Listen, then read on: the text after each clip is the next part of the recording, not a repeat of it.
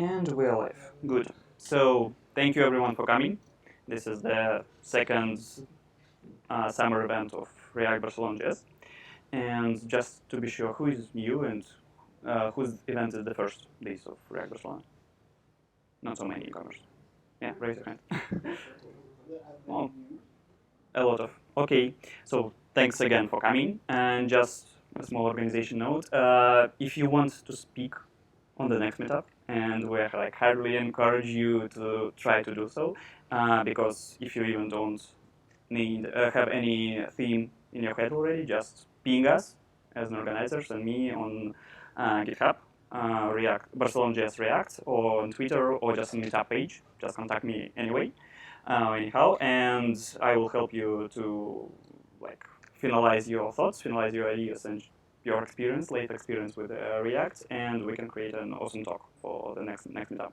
So be active on this topic, and I hope you will going to get fun today, listening to our speakers. Thank you.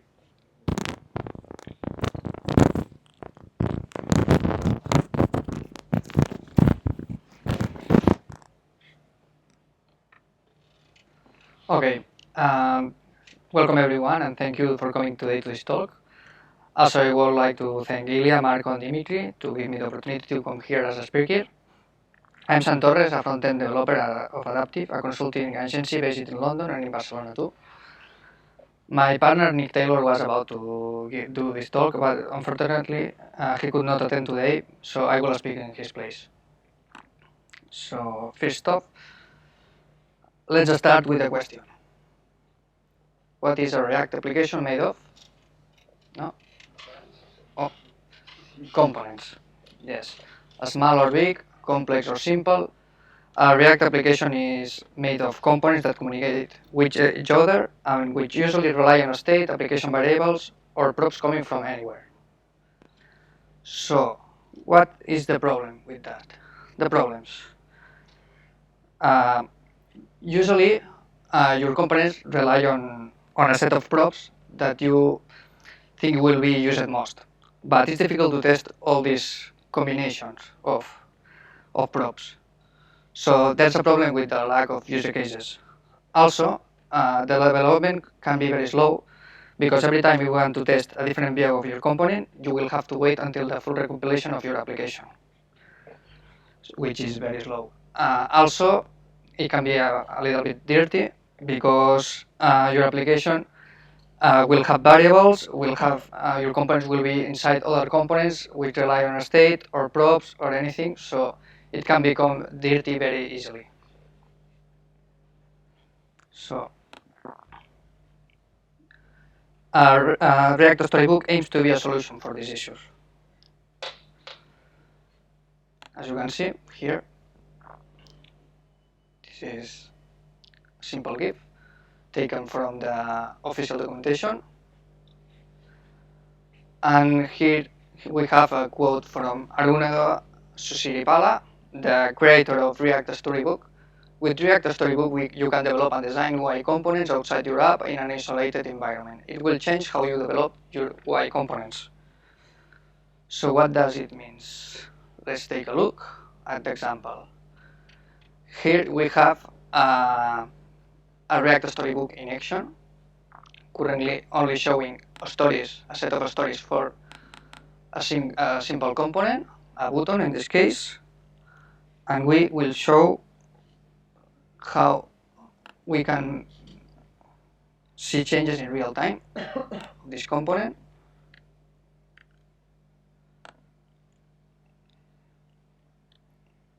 Okay. Seems that I didn't save the changes. Or maybe it's not working. Okay. If it were working, we would show. It happens all the time. If it were working, that it seems it's not.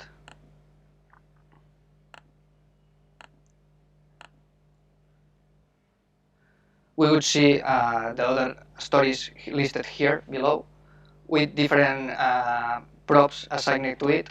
So it would be very convenient to test all the different states of this button. but it seems that doesn't work now. Okay, let's move on.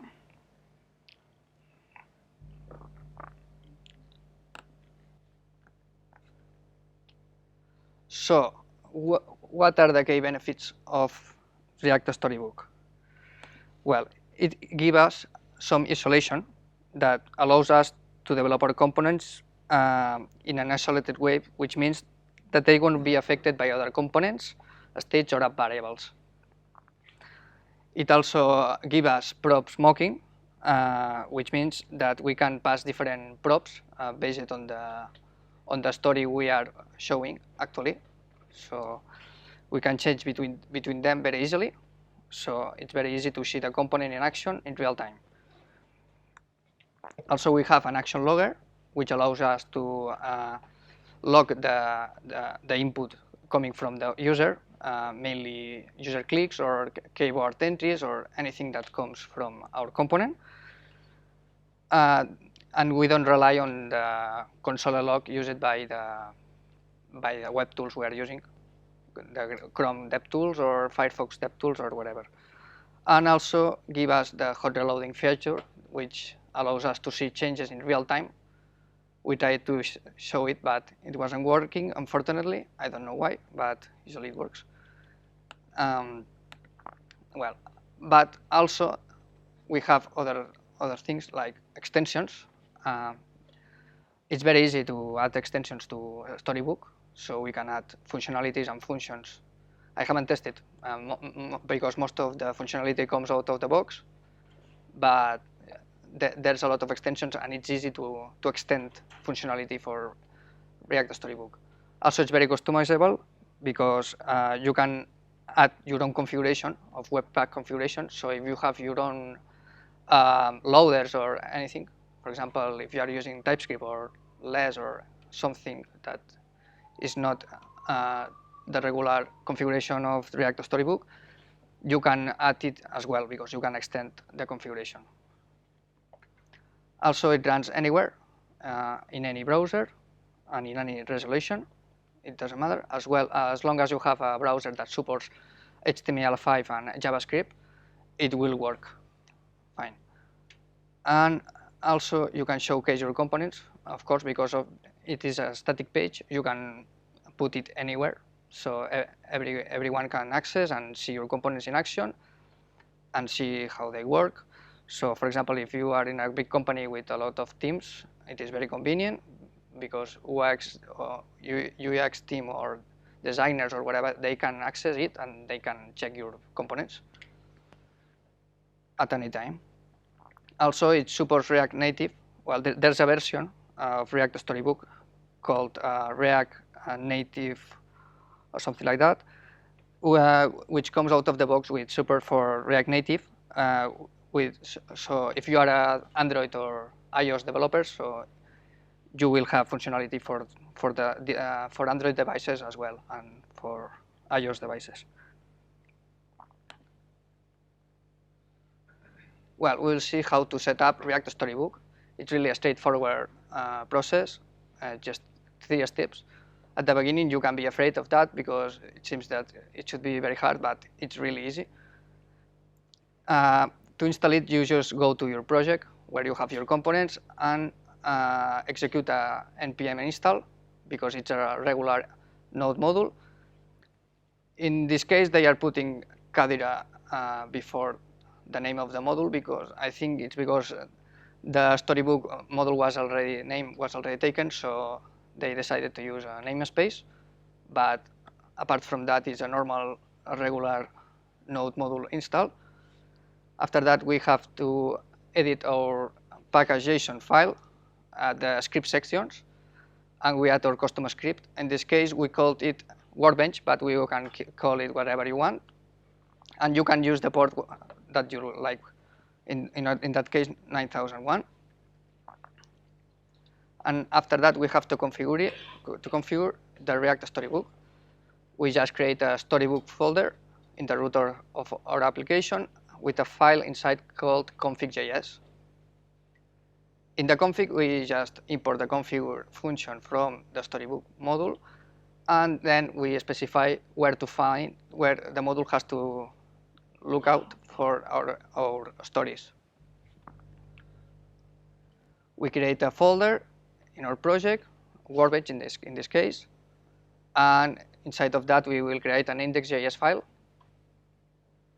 And here we are just adding the stories like this, but usually you will have your files in a separate files, one for each component, most likely. But here, as you can see, you just load the stories of an action functions from a storybook, and then the component we are using, in this case, this is the same component we saw in the example, in the demo that wasn't working, and this is the component. This is very simple. You can add as many stories as you want. This is the set of stories we are going to test, and here you simply add the stories. Now you run it, and that's it from the command line. And you will see the result like this, as we saw before. And these are the buttons we saw before in the demo that wasn't working. Oh, why are we showing the buttons here? It's because I am using a spectacle, which is also a React application. So this slide is made with React also. We have other tools as well. UI harness is the tool which the Storybook guys took the ideas from. I haven't tested it personally, but I think it's good too. So if you want to test it out, feel free to do so. Also, we have Carte Blanche, which is an even more advanced tool than React Storybook, I think, because it allows you to edit properties in real time in your browser without having to edit the code. It is very good, but unfortunately, it's in beta version and it doesn't support to extend the function, the Webpack configuration. So in this case, so we chose a Storybook for that because we needed to edit the Webpack configuration and to add our own loaders because we are working with TypeScript. So if you are working with something out of the box, you better choose Storybook. But keep in mind that they are working hard with Carte Blanche, and I think it will be a good tool too. You can download the source code and a slide and from this URL. And also I would like to thank Nick Taylor, who is the creator of this slide. You can visit him anytime here. And I would also like to thank open source software to give us these awesome tools like Spectacle, the tool I used to do this slide, and also the Kadira team, who is the responsible of React Storybook, and Aaron Uda, who is the lead team of the Kadira team. And also he reviewed the slides personally. So you have any questions?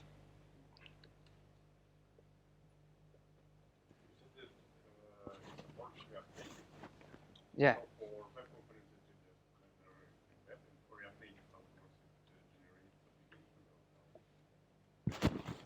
You are asking that how it works with React Native. I haven't used it personally. I know that it works with React Native because there is a project that is for React Native, and it's in a release version, and you can check it out anytime. But I haven't tested it. But I think it cannot be very hard to install. I think because React Storybook is easy, so I think they are following the same approach with React Native. But I haven't tested it personally, so sorry. What I don't understand is like this is just a showcase. So you basically list your components and as a showcase, for instance. Not as a showcase, as you saw before. Wait.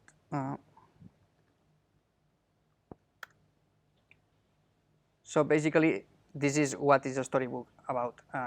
you simply are listing your stories here, your set of stories for each component, and then you have sub stories for each of the components. So you can test each of the components with different props, so you see how it looks in with different views, let's say. I will try again to see if it works, but it doesn't seem to.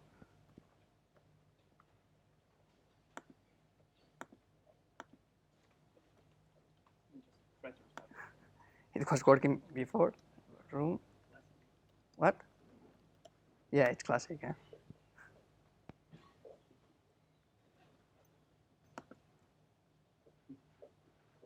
Yeah, it seems that it works now. As you can see here, it's the same button, but with different properties in each case.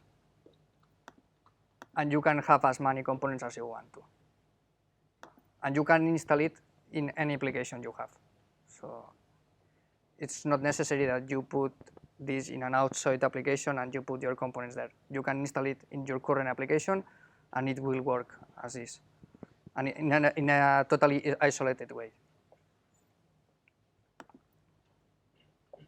So, any more questions? Is there any built-in functionality to like leave any feedback or anything like that, or is that To leave any feedback? You can see the components, but is there any way to kind of discuss or? Yes, you can. Well, there's a tool. I was about to show it, or I don't know if I already showed it or you talk about it. Let's go back. No. Well, there is a project called storybooks.io that allows you to publish your storybooks, so everyone can come and publish comments about your comments, about your components or your stories or everything. I haven't used it personally, but it seems that does what you are asking for, and it's very good to work between teams. And also, I think there is a tool, github.io, that allows you to upload your storybooks also. Yes.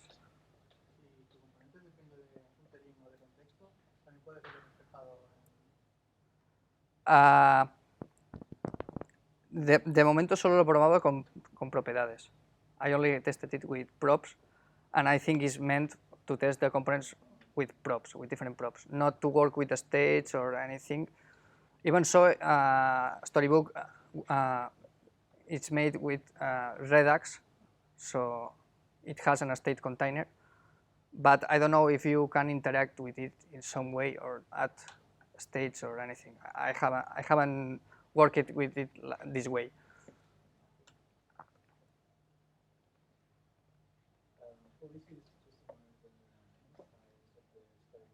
What? You can do it if you want. You can do it. You can load your own CSS and edit any of the styles. Yes, it's very easy to do. So you just do an import in your index file of the CSS and it should work. And you just edit the classes or the IDs. There is an ID for the container which is root, which you can edit everything from there. Any other questions? Okay. So. Thank you.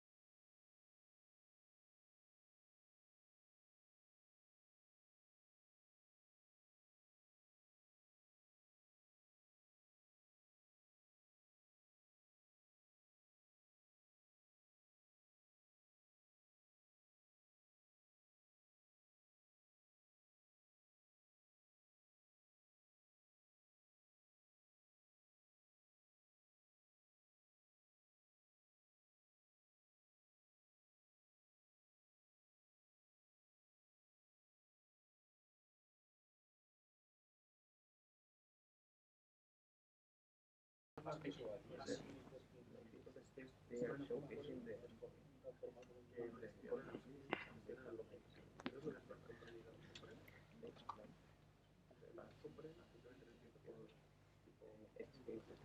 have our second talk about CSS modules. Thank you. Hi guys. Can everyone hear me? Fine? Yeah. All right. So let's start. My talk is about CSS modules and how to use them in a React application. A little bit about me before we start. My name is Giorgio Polvara. I'm a web developer, and you can find me on Twitter and GitHub as GPX. So if you have any questions after the talk, you can just write me there, or just I'll be around after the meetup, so you can just come and talk to me. Okay, let's not lose any more time, and let's talk about everyone's favorite programming language, CSS. So we often talk about CSS as something that goes with HTML. We always talk about HTML and CSS. They're sort of the Batman and Robin of web development. But although we always talk about them together, that's not always been the case. In the beginning of the web, there was only HTML. It was 1993 when the first version of the HTML specifications were released, and back then websites were quite different. They were more or less like Microsoft Word documents with hyperlinks, and there was not much style going on there.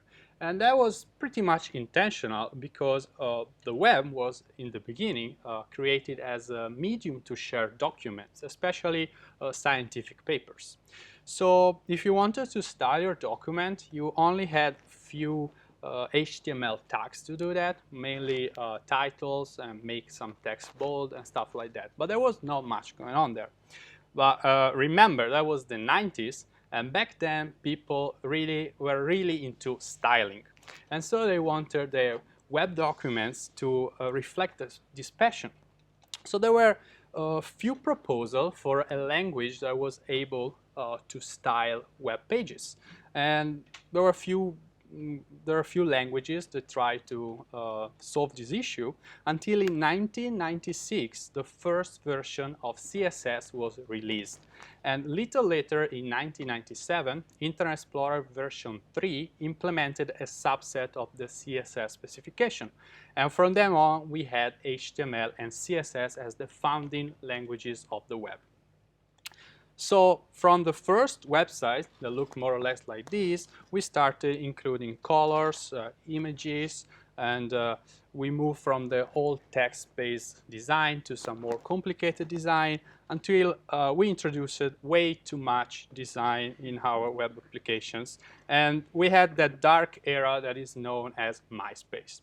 Somehow we survived that, and nowadays websites look more like this one. So pretty much different from what we had in the beginning. But it all came from the first version of CSS.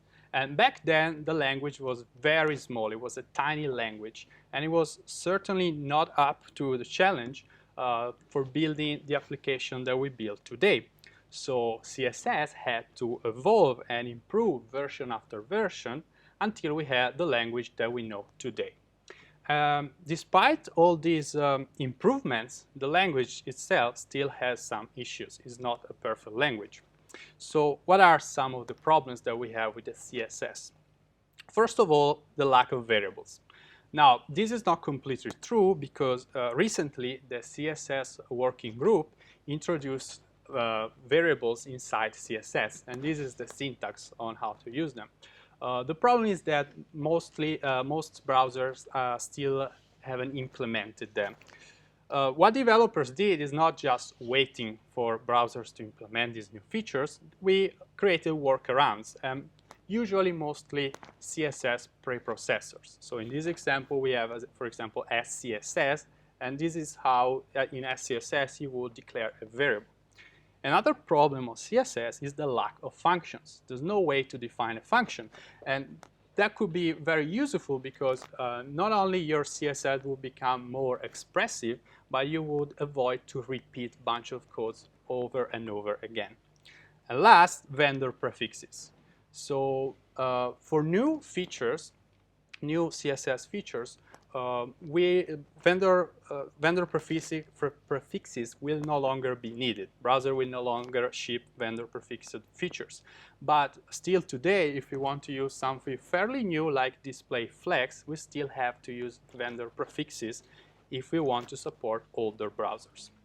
So these are three of the main issues with CSS, and somehow we found some solution. We created some tools, some new preprocessed languages, or we improved CSS itself. So we can say that these issues are somehow solved. We are left with one big problem though, and this problem is globals. So if you work with a medium-sized or big web application, you probably encounter this issue. Let me give you an example of what it is. Those are two snippets of code that come from the same code base, and they both define a class called label. Now, they define these class labels for two different components. But what happens if I put an HTML component on the page and I give it a class of label? Both these properties will be applied on the component. So imagine you are coding in JavaScript or in any other programming language, and you can only create global variables. That would be a mess to maintain. For some reason, in CSS, whenever you create a class, you always create a global. Again, the community tried to find some solutions to this, and this solution often come in form of a CSS methodology. In these slides, we have three examples. We have BEM, Object-Oriented CSS, and Atomic Design, but there are tons and tons of more. And they more or less all work in the similar way. Let me give you an example of how they work. Again, we have our label class. What a CSS methodology tells you is, instead of calling this class label, call it menu underscore label. And maybe add a dash dash on at the end. And if you need a second label class, just call it form underscore label. If you need a third one, just call it here underscore label hover, for example. So the name of the class depends on the context in which you use it. And we have fixed the global name collapsing issue, but there is a problem because the developer has to come up with a unique name for each class. And bear in mind that if you are in a team with many developers, there's nothing preventing one of your colleagues to create a second class and call it form underscore label. And those classes will collapse when you merge the pull request. So despite this big issue, this is still the most used approach when it comes to create big web applications. Until recently, when a new method was introduced, which is called the inline style method. Now, this is not the official name. I didn't find an official name, so I call it like that. But let me explain what I mean by that. It's a method proposed by a developer called Christopher Shadow, who works at Facebook and is one of the main developers that works for React Core. And in 2014, he gave a talk called React CSS in JavaScript, where he explains most of the issues that I just told you about of the CSS language, and he proposed this solution. Let's see how it works. We have a simple class called label that is defining some styles. With the inline style method, what you do is you define an object in JavaScript. You can call it styles, you can call it whatever you want. What's important is that inside the object, you more or less translate the CSS code as a JavaScript object. So as you can see here, we have a class called label, and we have a label key. And then we have some font size and font size on both sides. So it's more or less a one-to-one mapping. There are few differences. For example, is a font capital S size, and you have to put the 1.5 rem in a string. More or less is a one-to-one mapping. Now, once you have these, you just get rid of the CSS. You don't write CSS anymore. Now, let's consider a simple React component. This is just a component that returns an empty div. What would I do if I want to apply the label class to this div? You do style is equal styles.label. And this is applying inline styles to the component, to the div. Now, for many years, experts told us don't use inline styles, they're bad. But turns out that in this context they're quite good.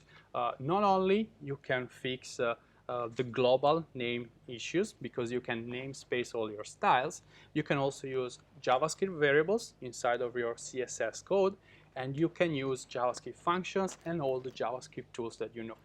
So many people like this approach, and quite a few libraries came up after, inspired by these, that tried to bring this one step further. For example, we have Radium that gives you some helpers when you try to define inline styles in this way. And I have to say I liked it as well in the beginning, but I found some problems. First of all, for me, writing CSS in JavaScript is a bit weird. This is pretty much a personal opinion, but I've been a developer for many years, and I sort of built a muscle memory when it comes to write CSS. And at least in the beginning, it's quite weird to write CSS as a JavaScript object. A second problem is that since you're not writing CSS but JavaScript, you can no longer use all the CSS tools that you know. So we could just rewrite all these tools to work with JavaScript, but that is kind of like reinventing the wheel, and I think we should avoid it if we can. And the third issue, and probably the most important one, is performance. Let me explain this with one example. So let's say we have a button on our page, and this button has some styles applied. And when we go over this button with the mouse, we want the style to change. And when we remove the mouse, we want the style to go back to the previous state. So it's a simple CSS over. How do you do this with the inline style method? First of all, you have to set a JavaScript listener for the on-mouse over event. When this event fires, you're going to call some function, and this function will apply the new styles to the button. After this, React creates the virtual DOM, compares it with the previous DOM, and sends some DOM changes. And that's not all, because you have to do the same for the on-mouse out event to put back the previous styles.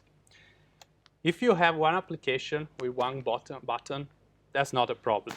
But if your application starts having many components on the page, and many of these change style quite often, you will see a performance issue. Your page will look a bit bugged. So these are the main issues that I found with this approach. And for these reasons, I decided not to use it in my production code. So I started looking for some possible other solutions for the global CSS issue. And I found it, and it's called CSS Modules. So let's see an example on how you use a CSS module. Again, we have our label class, same code as before. What you do now, you put this code in a separate file, and you call it menu CSS, let's say. And this code is now a module. Then we take, again, our React component that is, again, returning a simple empty div. And what do we do? Well, first of all, since menu is a module, we have to import it. And we do import styles from menu.css. This looks like an ECMAScript 6 import, but we are importing a CSS file. So what is going on? Well, Webpack at compilation times is going to replace this code and give me back a styles object. So now that we did our import, how do we apply the label class to the div?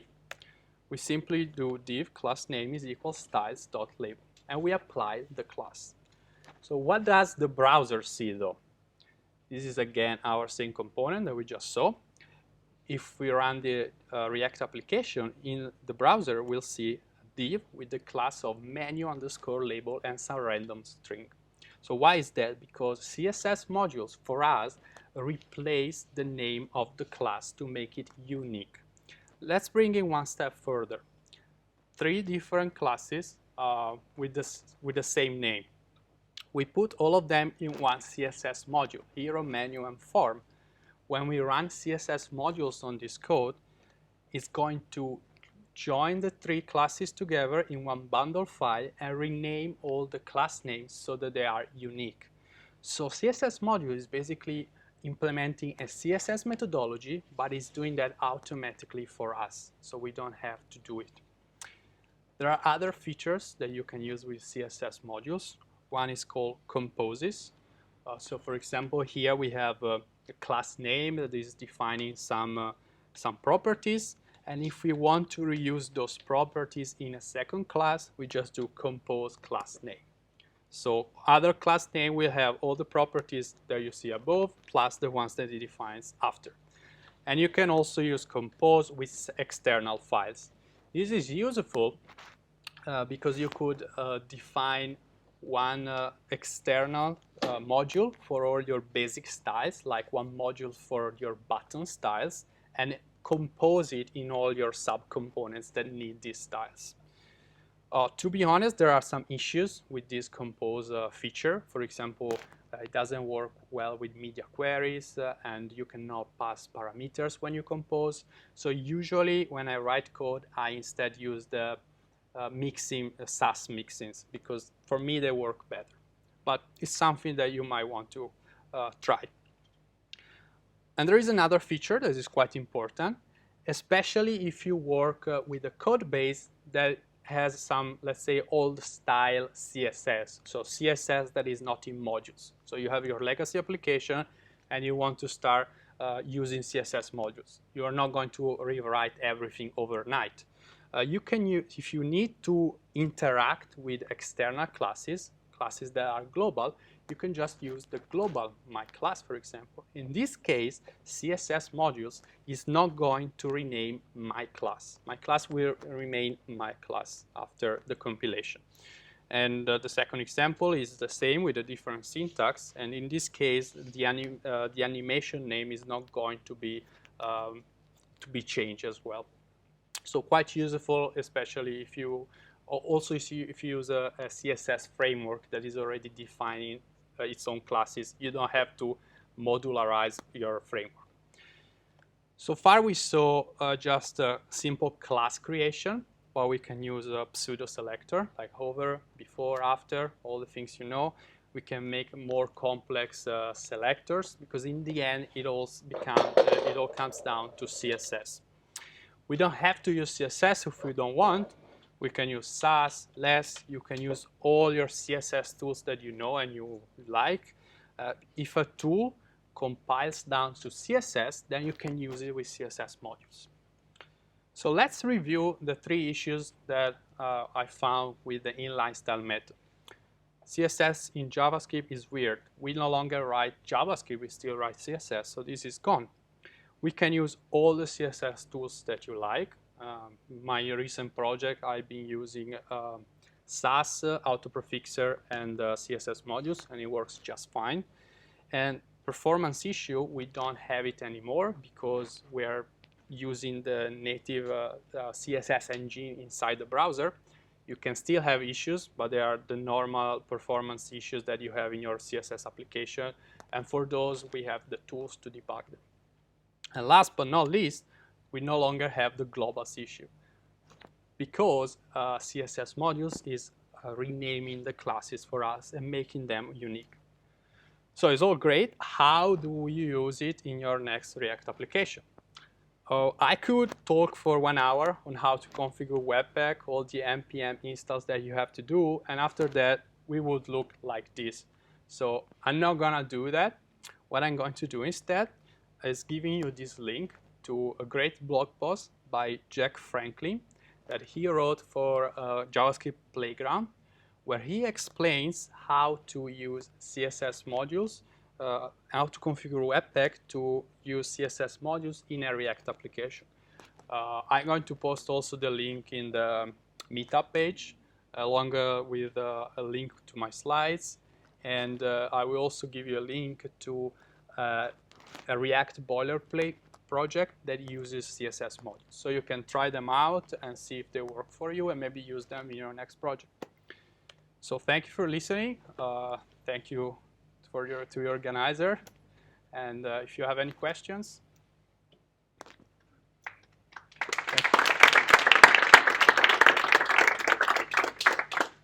The global things is recursive. I mean, I don't understand where you put it in an object looks like an object. This thing is global.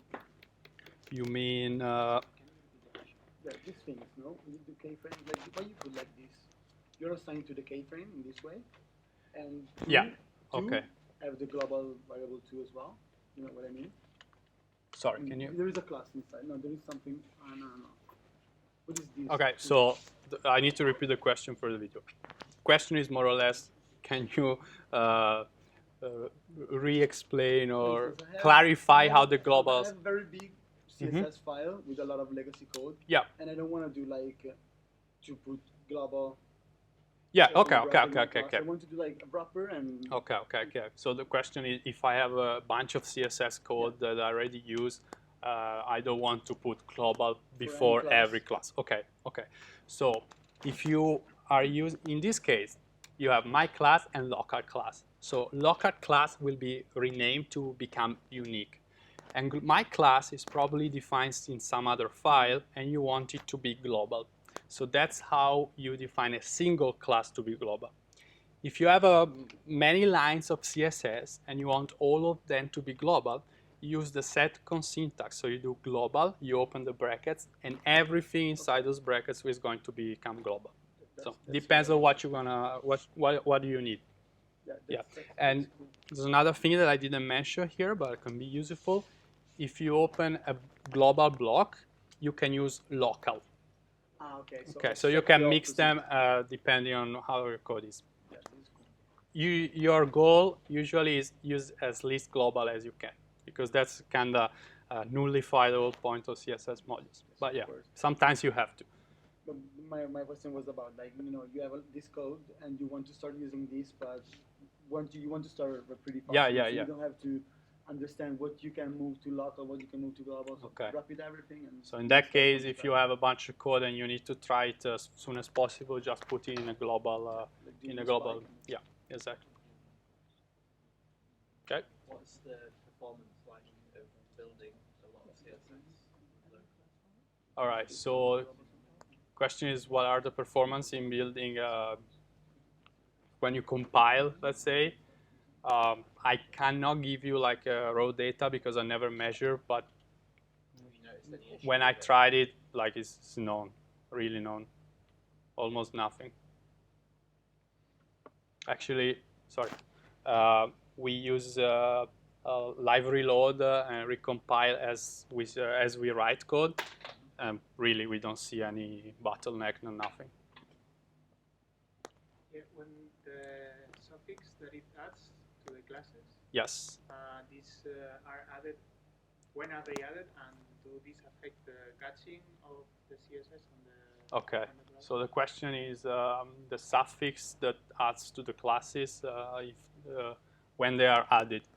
So they're always added. The name, the generated name of the class pretty much depends on your folder structure. So for example, here we probably have a folder called menu with the label, and we define class label. So it's going to be menu label. But if you have a deeper tree, the name will be probably longer. And the last part is just a random ID. It's just, I think the idea is just in case we put a random ID there. And it's always added. But the thing is that when you then are going to use this class, you don't care about the compile name because you use styles.label. A label is the name of the class that you defined. So you don't really care about the generated class name.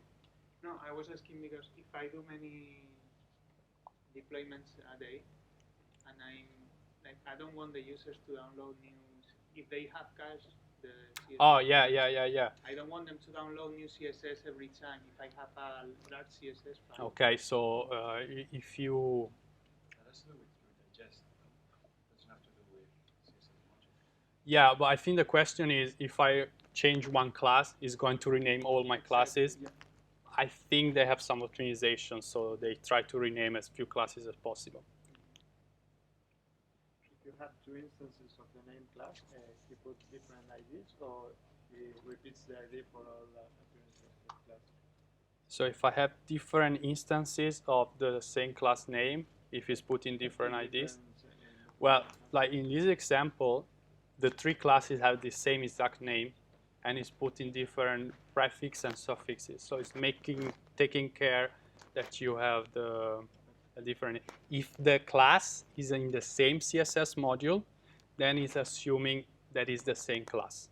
Because within line styles, if you have 3 buttons, every button have all the styles. Yes, yes. Here, no, here is just putting the same class name on all. Yeah, it's not generating a new class name for each component that you render. It's the same class name, so it's optimized. And another thing that I noticed, if you declare a class in your CSS modules and then you don't use it, it's not going to put it in the compilation. Is there any support for source maps so you can see your CSS modules in the browser? So the question if there is support for source maps. Frankly, I'm not sure. I use source map with Sass. You say yes, there is. Okay, trust you. And it shows the composers and it shows everything. So you can write Sass in the module, and yeah, we use CSS, or CSS, next CSS. It shows if you have menu CSS, it will see CSS. Yeah, so yeah, like you can see the class name in the CSS file, but when you read the HTML code, like the DOM, yeah, you see the expanded name. But that's still okay, because usually the expanded name is something that makes sense. Like in this case, it's menu label. But you click on the element, it shows the path that it shows is your source file. yeah, so you can search for that it shows it has the actual names. Okay. Okay, thank you.